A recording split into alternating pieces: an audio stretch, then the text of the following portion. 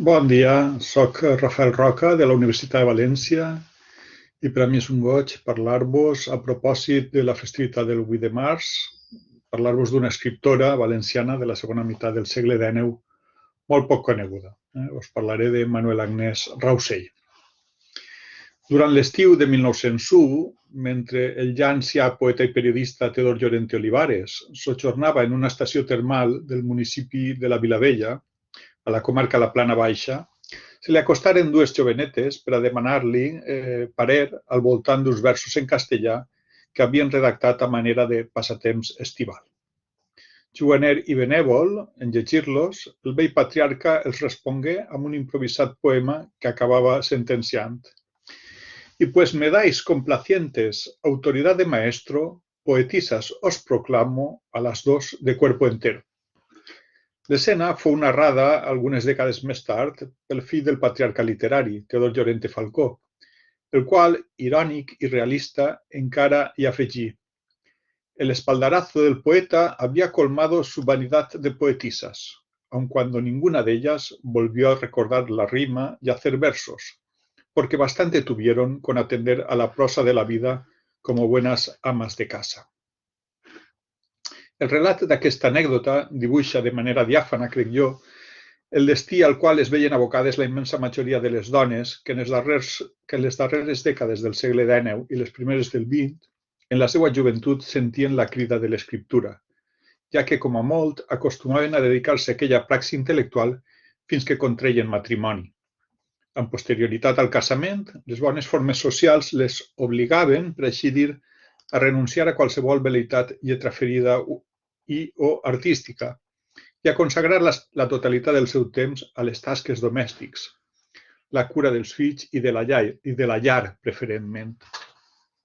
D'aquesta manera, podem afirmar que l'àmbit de la literatura ha sigut, al llarg dels segles, una praxi gairebé reservada als homes.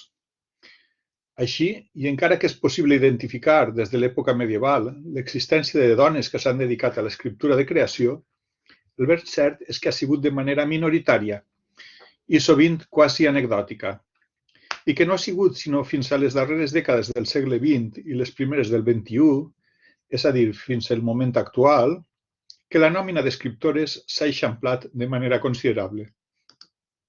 Si observem el darrer terç del segle XIX i l'inici del XX, que és el període cronològic en el qual situarem el nostre Parlament, és excepcional identificar la presència de dones escriptores al territori valencià. L'explicació a una tal situació és clara. Socialment, en aquells temps, les dones tenien vetada, per així dir, la seva activitat pública, no sols la cultural, literària i artística, sinó també la política, tècnica, etc., ja que s'esperava d'elles que s'ocuparen quasi exclusivament de l'àmbit domèstic i privat. Per tant, no ens ha d'estranyar que, en tant que activitat pública, la creació literària registrara amb comptagotes la presència de dones escriptores. Doncs bé, una d'aquestes gotes, una de les gotes que animà la literatura valenciana del darrer terç del segle XIX, fou Manuel Agnès Rausell Soriano, que bàsicament, si bé no de manera exclusiva, es dedicà a la poesia, i aquí, amb total probabilitat, deu correspondre el mèrit de ser l'escriptura del moviment cultural conegut amb el nom de la Renaixença valenciana que més literatura va produir durant el 800. Manuel Agnès havia nascut el 21 de gener de 1839 al si d'una família benestant de la ciutat de València, i fou precisament la seva progenitora qui, quan només tenia 3 anys, li ensenyà a llegir i escriure. Sent encara xiqueta, aprengué francès, que aleshores era l'idioma de cultura per excel·lència, i cursà estudis a les Escoles Pies, un dels col·legis amb més renom de la ciutat de València i porta d'entrada del romanticisme a les nostres terres, on aprengué gramàtica i aritmètica primer i retòrica i poètica després. Especialment dotada per al treball intel·lectual, sabem que Manuela començà a compondre poesies quan només tenia 11 anys, i que en arribar a l'edat juvenil esdevingué col·laboradora de diversos diaris i revistes, on, sempre en castellà, publicà articles periodístics i llegendes de temàtica reflexiva i filosòfica. Amb tot, la seva verdadera vocació era la literatura de tall romàntic, tal com correspon a l'època. I fou així que, en poc més de 20 anys, redactà un parell d'obres dramàtiques en castellà que portaven per títol Enemistat i amor i los caprichos de la suerte. De la primera, que es considera perduda, tan sols tenim constància del títol, però no així de la segona, que acabà Los caprichos de la suerte, que acabà el 30 de març de 1863 i es conserva inèdita a la Biblioteca Nacional d'Espanya. Poc temps després, Manuela contragué matrimoni amb un pròcer de la burgesia valenciana, Joan Baptista Latorre, i, com a conseqüència del casament, deixà de banda qualsevol velleitat literària, tal com era habitual a l'època. Però, al cap dels anys, quedà viuda, i fou aleshores que reprengué novament l'activitat lletraferida, que ara sí, l'ocuparia fins als darrers dies de la seva vida, i la convertiria en la principal de les escriptores valencianes del darrer terç del segle XIX, juntament amb Lluïsa Duran Pagès i Magdalena García Bravo. D'aquesta manera, sabem que a les dècades dels anys 70, 80 i 90 del segle XIX, Manuela, que de vegades signava amb el seu segon nom, tant en valencià Agnès com en castellà Inés, Manuela Dic estampà un bon grapat de poemes en la nostra llengua, en valencià, a publicacions periòdiques com ara Lo Ratpenat Calendari Llemosí, Lo Ratpenat Periòdic Literari Quincenal, la Revista de València i l'Almanaque del diari Las Provincias. En relació amb la seva formació i caràcter, en l'obra enciclopèdica Los fills de la morta viva, de Constantí Llombart, es glossa la trajectòria biogràfica i literària de la nostra autora, tot posant èmfasi en les especials dots intel·lectuals que acredità durant els anys de formació i que la impulsaren a escriure articles, llegendes, màximes filosòfiques i poesies castellanes i en nostra parla, afirma Llombart. I també en la seva estima i predilecció per la llengua dels valencians. Una actitud lingüística destacable, sent que provenia d'una filla de la burgesia valenciana, una classe social que a meitat de cada del segle XIX ja havia renunciat en massa a l'ús escrit del valencià. El principal reconeixement públic i literari de Manuel Agnès arribà durant els Jocs Florals de València en 1883, en què obtingué 2 premis secundaris, un de poesia per una obra sobre la troballa de la Mare de Déu dels Àngels en el Puig i un de prosa per una llegenda històrica titulada Centelles i solers o un amor entre dos odis, una obreta que fou editada 5 dècades després, 5 dècades més tard i de la qual parlarem després. Així mateix, cal dir que la vinculació de Manuel Agnès als Jocs Florals de València no es limita tan sols a la seva participació com a escriptora, sinó que també ho feu com a reina de la festa, tal com comprovarem de seguida, i com a mecenes, com a patrocinadora, concretament de diversos premis extraordinaris, les edicions de 1895, 96 i 1897. Dotar premis a poemes en valencià dedicats a Sant Vicent Ferrer i a la Mare de Déu dels Desemparats. Manuel Agnès va morir sense descendència la matinada del 19 de juny de 1918, als 79 anys d'edat. Y a banda de les especiales condiciones para el cultivo de las letras que le engalanaven, durant la necrològica que li va dedicar la premsa local, hom destacar que, deia, gozaba de una buena posición económica que le permitió coadyuvar a toda obra encaminada al fomento de nuestra literatura. Y también deia aquella necrològica que, al surgir el Renacimiento valenciano, fue una de las escritoras que con más entusiasmo se adherieron al movimiento.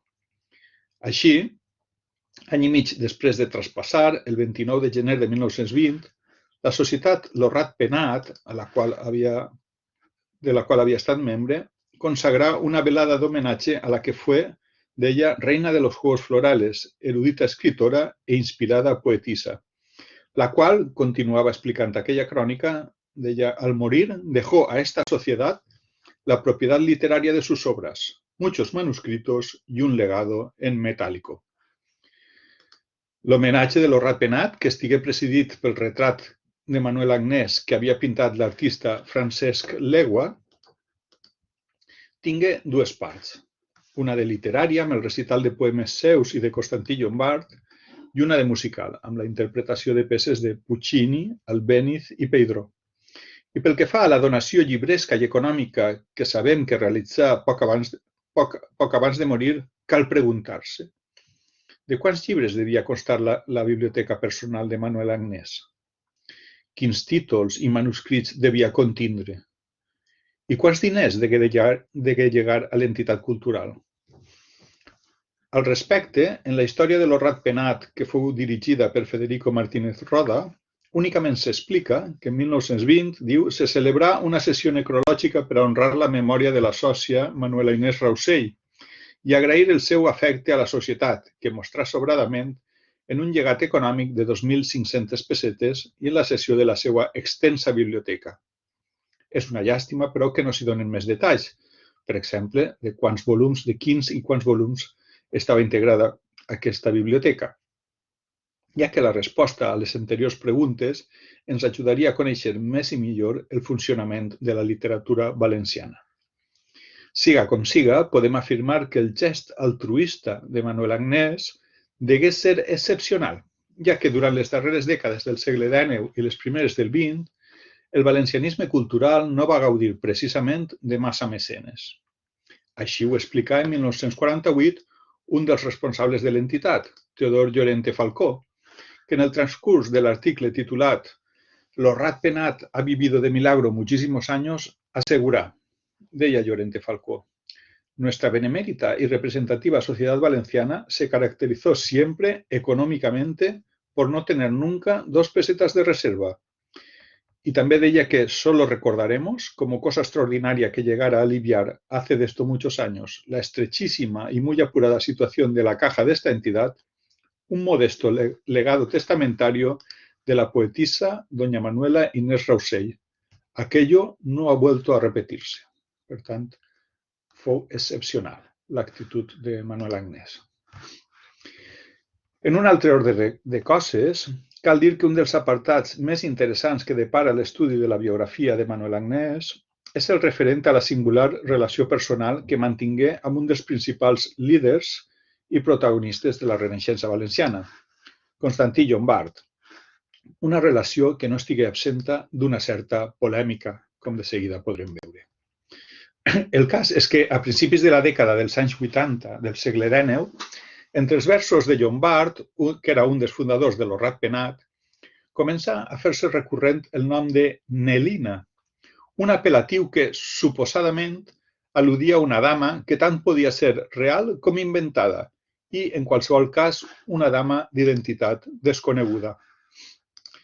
D'aquesta manera, el 24 de maig de 1883, Llombart publicà al diari alacantí La Unión Democrática un sonet d'amor en castellà que portava per títol Muda eloqüència i que tenia a la tal Nelina com a protagonista.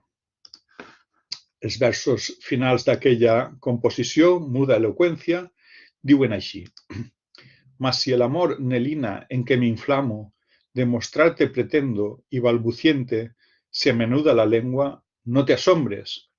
Es que para expresarte cuánto te amo, no hallo palabra alguna suficiente en el mezquino idioma de los hombres». Estretament relacionat amb aquest poema, pocs mesos després, a finals de l'any 1883, l'almanaque del diari Las Provincias reproduí en una mateixa pàgina 2 nous sonets castellans de Llombart, titulats respectivament A mi musa i Grato perfume. 2 composicions que novament finalitzaven citant de manera explícita aquell nom tan enigmàtic. Deia al final de la primera: «Alma a mis versos con tu amor has dado, tuyos son, pues, Nelina, como tuyo es este corazón de que han brotado». Això deia al final del primer poema, mentre que en el final del segon podem llegir: «Y al contacto entreabriéndose del aura, sus corolas exhalan suavemente el dulcísimo nombre de Nelina». A més, la dedicatòria del primer d'aquells sonets, el titulat A mi musa, incloïa una nota a peu de pàgina en la qual es pot llegir: «Lo es de un libro compuesto de 1001 sonetos que con el título de Nelina, páginas amorosas, está el autor escribiendo. Cosa que ens permet advertir que tant aquestes dues composicions com la mesos abans publicada al diari alacantí La Unió Republicana formaven part, sens dubte, d'una mateixa col·lecció. Amb tot, cal dir que l'anunciat poemari, Nelina, pàgines amoroses, aquest poemari mai no arribà a les premses, o almenys no he sigut capaç de localitzar-lo. I és així que degué quedar-se en un mes dels projectes editorials que el nostre autor explicità, però no arribà a fer efectius. De qualsevol manera, del que ja no quedava dubte a finals de 1883 és que la dama que s'amagava rere l'apel·latiu de Nelina era la musa a qui Constantí Llombart adreçava les seues pàgines amoroses. Per tant, aquella Nelina era un personatge imaginari o real? I si era real, de qui es tractava? Les preguntes, els rumors i les xafarderies degueren córrer com la pólvora entre els aleshores reduïts cercles culturals i literaris de la ciutat de València. Un any després, el 15 de desembre de 1884, Llombart alimentà novament els rumors que el vinculaven amb una dama desconeguda a través de la publicació d'un nou poema d'amor, ara però en valencià i explícitament dedicat a Nelina. Així, amb el títol Dues oles, el nostre autor al·ludia en la primera estrofa a la trobada de dues blanques oles que ixen des del fons de la mar blava i se desfan al dar-se un bes. Per acabar amb els següents 4 versos. I és que, per mor ocult que el foc estiga, del volcà de l'amor cobert de neu, dues mirades s'encontren, dos cors xoquen i rebenta lo plor del sentiment. Encara que a meitat de la dècada dels 80, els amics més estrets de Llombart, entre els quals trobem Fèlix Pizcueta i Josep Maria Puig i Torralba, els seus amics devien conèixer-la, és possible que la identitat de Nelina continuarà sent un misteri per a la major part dels sectors i admiradors de Llombart, i que, de fet, aquesta identitat no s'evidenciarà, no es farà evident fins a la cerimònia dels Jocs Florals de València de 1886. Així, aquell certamen s'inicià amb un discurs de Fèlix Pizcueta, aleshores president de l'Horrat-Penat, que va proclamar el nom del guanyador de la Flor Natural, el principal dels premis literaris, un guardó que recaigué en Constantí Llombart per l'obra La Copa d'Argent, una llegenda del segle XVI, redactada en vers i referida a la creació del famós Centenar de la Ploma. Fruit d'aquell guardó, i tal com era preceptiu, correspongué a Llombart escollir reina de la festa, lloc per al qual trià la poeta Manuela Agnès Rausell, com ja podem imaginar. A propòsit de la tria, el diari republicà El Mercantil Valenciano apuntà d'una manera bastant neutra que la dama triada com a regina era, deia, una distinguida poetisa cuya modestia corre parejas con su talante y su distinción. Però, en canvi, el conservador Las Provincias va sentir la necessitat de justificar l'elecció, tot pressuposant-ne el motiu. La señora Rausell, deia, cultiva la poesía valenciana y ha obtenido premios en anteriores certámenes, a cuya circunstancia obedeció sin duda la elección del poeta. Perdó. Per quina raó, a diferència d'altres ocasions, aquell diari trobà que, en aquest cas, calia justificar l'elecció de la reina de la festa? Pot ser perquè Llombart, un fadrí republicà amb passat bohemi, i havia escollit una viuda, amb totes les connotacions morals que a l'època comportava, i cosa que no comptava en cap precedent en la història dels Jocs Florals de València? És molt probable que sí. Siga com siga, aquella designació per a la cadira d'or degué disparar els rumors que ja circularien per València, atès que abonava, o més aviat confirmava, la tesi que Manuela Agnès Rausell, 9 anys més gran que Llombart i d'extracció social diferent, poguera ser identificada amb Nelina, tal per cert com en 1952 declarà Ramon Andrés Cabrelles, deixeble de Llombart. Escrivia Cabrelles en aquella ocasió. El seu nom, Manuela, Nela en valencià, l'havia convertit Llombart en un diminutiu afectiu, Nelina. És a dir, per tant, que de Manuela tenim Nela, l'hipocorístic Nela, i de Nela el diminutiu Nelina. D'aquesta manera, amb aquella tria, Llombart posava rostre, nom i cognoms a la protagonista de les diverses poesies d'amor que, com hem vist, en els anys anteriors havia redactat. I és que, de més a més, Nelina era també el nom de la protagonista de la Copa d'Argent. Recordem, l'obra guardonada en els Jocs Florals de València de 1886. De fet, entre les diferents composicions que integren aquella obra, destaca la titulada A la reina de la festa, que tanca el poemari i serveix de dedicatòria. Allí, en el poema A la reina de la festa, Llombart afirmava: «Jo, pobre bat, que adore en vos lo gai saber», una asseveració en la qual, atès que gai saber és sinònim de poesia, no resulta difícil endevinar que Llombart, transmudat en Martí, el protagonista de la Copa d'Argent, es referia a Manuela Agnès Rausell, transmudada en Nelina, la coprotagonista. En aquest sentit, l'estudiós Josep Enric Estrela ja va advertir que l'argument de la Copa d'Argent es podia llegir com, deia ell, una transposició en clau literària del que a Llombart li ocorria en la vida real, ja que a la llegenda el pare de Nelina s'oposava al matrimoni entre ella i Martí, jove ballester del centenar de la Ploma, una actitud que, com de seguida comprovarem, sembla que era un reflex de la realitat. Des d'aquest punt de vista, i tal com apunta Estrela, és així que molts dels versos que integren la Copa d'Argent adquireixen un valor autobiogràfic. Actualment posseïm dues imatges de Manuela Agnès Rausell, una fotografia i un retrat pictòric, com ja s'ha dit. I en totes dues es veu vestida de reina dels Jocs Florals de València de 1886. En conseqüència, hi apareix mudada, abillada en un vestit verd, segons la pintura, vestit clar, segons la fotografia, i generosament enjoiada, tal com correspon a una dama distingida del segle XIX. S'emporta bona part del protagonisme de les imatges, de totes dues imatges, la rosa natural de generoses proporcions que porta clavada al pit. Es tracta, sens dubte, del trofeu amb què el poeta llorejat i vencedor del certamen, és a dir, Llombart, volgué honorar-la.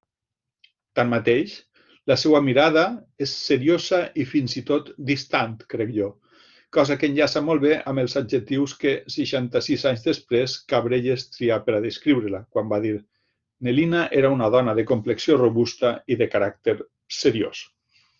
En qualsevol cas, a Manuela Agnès no devia escapar que el paper de la reina de la festa era, sobretot, ornamental, decoratiu, i possiblement també ella havia de donar una imatge de vídua respectable.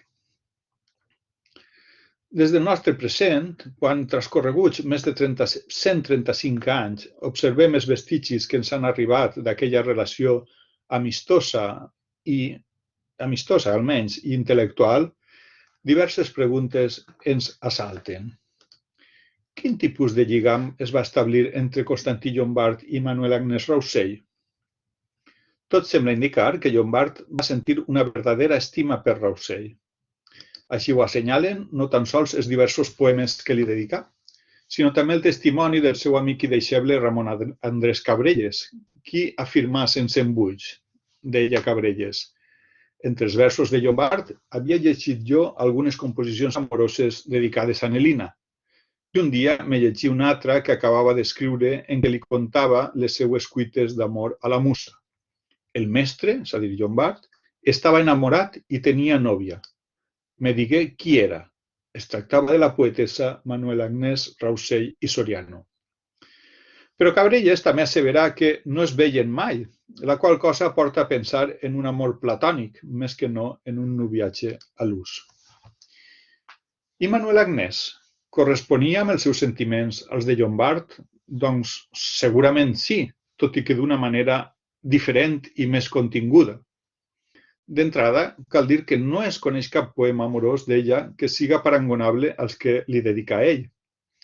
Així, tan sols posseïm dues mostres fefaents d'aquest presumpte sentiment supramistós, per qualificar-lo d'alguna manera, que Manuela Agnès degué experimentar envers Llombart.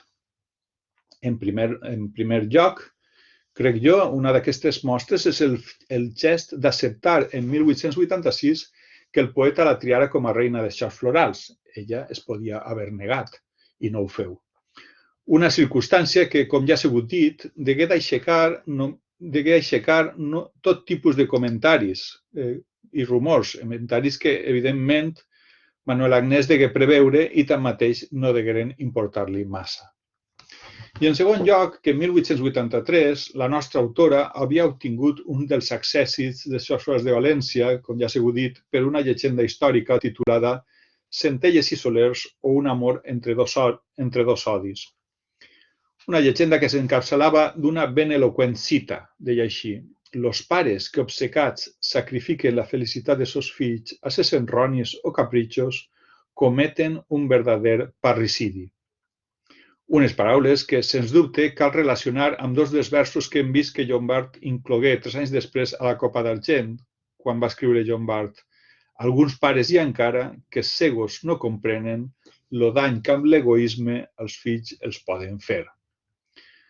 D'aquesta manera, la llegenda Centelles i solers explica la història d'amor de dos joves valencians d'inicis del segle XV que, a causa de l'antagonisme que enfrontava les seues famílies, es varen veure forçats a mantenir el seu amor en secret. I així és en l'argument i en el nom del protagonista de Centelles i solers, que es deia Constanci, un nom ben pròxim fonèticament a Constantí, Constanci, Constantí, és aquí on trobem un possible paral·lelisme o al·lusió velada a la relació sentimental no exempta de dificultats de tot tipus que, com els personatges del conte, també devien mantenir Constantí Llombart i Manuela Agnès Raussell.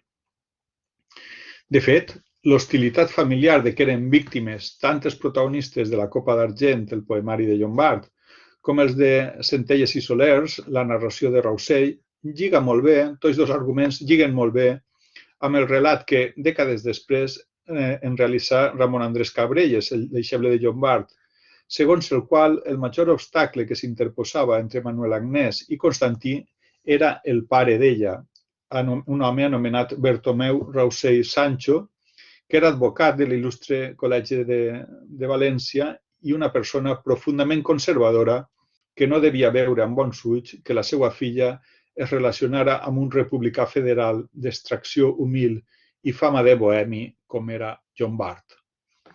En aquest sentit, Cabrelles explica que tots dos d'ella se volien des de feia temps, no diu quan, però, i continua, diu, però el pare d'ella era contrari a estos amors i havien acordat ajornar la seva unió fins que Déu disponguera que ella quedara lliure de la tutela paterna, pues no volia disgustar a l'autor dels seus dies.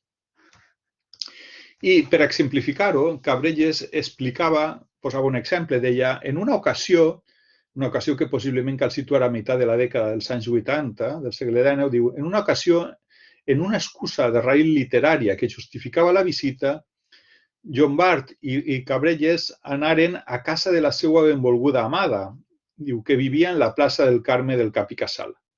Continua Cabrelles dient, diu, foren rebuts amablement per ella i per son pare, a qui qualificava com un vellet simpàtic, el pare d'ella. I conclou Cabrelles afirmant, diu, els amants no pogueren parlar de les seues coses en esta entrevista. Bertomeu Raussell no nos deixà a soles ni un sol moment. Una situació que il·lustra el ferri control que l'ancià pare de Manuela, a qui és evident que la proximitat de Llombart devia disgustar, exercia sobre la filla, que, després de quedar viuda, degué tornar a estar sobre la jurisdicció paterna. Bé, siga com siga, cal tenir present que el pare de Manuela faltà el 12 d'octubre de 1887 i que la darrera mostra del contacte entre ella i Llombart que tenim documentada remet precisament als Jocs Florals de 1886. Per tant, una nova pregunta cal fer-se. Com és que, amb posterioritat a la defunció de Bertomeu Raussell, les relacions entre tots dos literats no s'accentuaren? Doncs no sabem per quin motiu, a partir d'octubre de 1887, Constantí i Manuel Agnès no sols no portaren a terme els seus plans d'unió, els plans d'unió que segons Cabrelles tenien dissenyats, sinó que fins i tot es distanciaren. Així, és probable que aquells plans no es materialitzaren senzillament perquè ella no desitjà formalitzar la relació, tal vegada per diversos motius. En primer lloc, perquè des de la mort del seu pare, l'escriptora es degué veure constreta a guardar el dol preceptiu que marcaven les bones formes socials. En segon lloc, perquè la mare de Manuela encara visqué durant 7 anys més i la nostra poeta, que tot sembla indicar que era filla única, degué veure's impel·lida a cuidar-la i conviure amb ella durant el temps que li quedara d'existència. I en tercer lloc, possiblement també perquè durant els darrers anys de la seva vida s'accentuà la malaltia que Llombart, que va morir en 1893, arrossegava des de la joventut. Llombart sempre fou una persona delicada de salut. I aquesta malaltia finalment el portà a la tomba abans de complir els 45 anys, una circumstància que, sens dubte, no degué facilitar la seva relació amb Manuela Agnès. Com a conclusió a tot allò anteriorment exposat, trobo oportú remarcar que, malgrat la seva posició benestant i el seu conservadorisme ideològic, Manuela Agnès Raussell acredità un cert esperit independent i rebel. Tan matisat com vulguem, però real, crec jo. Altrament, no s'hauria convertit en la dona que més destacà amb diferència en un microcosmos cultural i literari, el de la Renaixença valenciana, que estava exclusivament presidit per homes. D'una altra banda, també és probable que fora precisament aquest esperit independent el que la portara a continuar vivint de manera autònoma. És a dir, que una vegada mort el seu pare, s'estimara més viure independent, amb l'única companyia de la seva mare i els seus llibres, abans que no tornar-se a lligar a un home. Així m'ho indica també el fet que les restes de Manuela i les de la seva progenitora descansen juntes i sense els esposos al cementiri general de València. Entre d'altres coses, això pot significar que sa mare, Manuela Soriano Villarroya, que va morir el 2 de maig de 1895, no volgué ser enterrada amb el seu marit i pare de Manuela, Bertomeu Raussell, que havia faltat 8 anys abans. I també pot significar que Manuela tampoc no desitjà reposar eternament juntament amb el seu espòs, Joan Baptista Latorre. Evidentment, soc conscient que ens movem en el terreny de l'especulació en pressuposar tot això, soc conscient, però fins a quin punt podríem trobar-nos davant d'un cas de dones fortes del segle XIX que en el moment de morir, en el moment del traspàs, no volgueren saber res dels homes als quals havien promès amor perpetu i amb els quals havien conviscut durant bona part de la seva vida. És una pregunta que també trobe pertinent que ens fem i per a la qual no acaba de tenir resposta.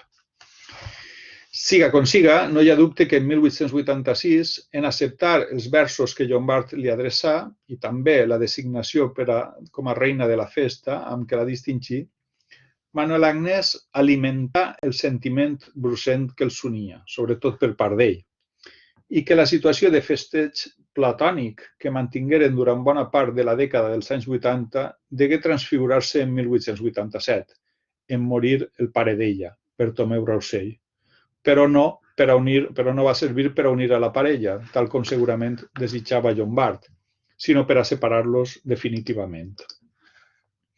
En qualsevol cas, del que no hi ha dubte és que el noviatge, si donem per bona la terminologia de Cabrelles, el noviatge entre Manuela Agnès Raussell, una dama educada al si d'una família burgesa, benestant i profundament conservadora, i Constantí Llombart, un republicà federal 9 anys més jove que ella, d'extracció humil i amb un passat bohemi vinculat a les tavernes i els baixos fons de la ciutat, aquell noviatge, dic, tenia tots els números per a finalitzar en fracàs, com així degué ser. I també és evident que el filtreig entre tots dos literats degué ser un dels afers sentimentals més sonats dels cercles intel·lectuals de la València, els cercles intel·lectuals de la València de finals del segle XIX, on les històries del cor i les xafarderies gaudien de tanta o més vitalitat que en els nostres dies. En resum, podem concloure que al llarg de la seva vida, Manuel Agnès Raussell hagué de lluitar per tal d'obrir-se camí en una societat presidida per homes possessius que actuaven com a sentinelles. El pare, el marit, el pare novament, després de morir el marit, i pot ser també Llombart, no ho sabem. Per això és ben probable que, per molt que s'estimara el poeta que l'havia convertida en reina dels xocs florals, més que lligar-se a un altre home, el que realment desitjà Manuela, en faltar el seu progenitor, fou aprofitar la seva suficiència intel·lectual i econòmica per a viure independentment, és a dir, per a viure d'una manera lliure i creativa. Moltes gràcies.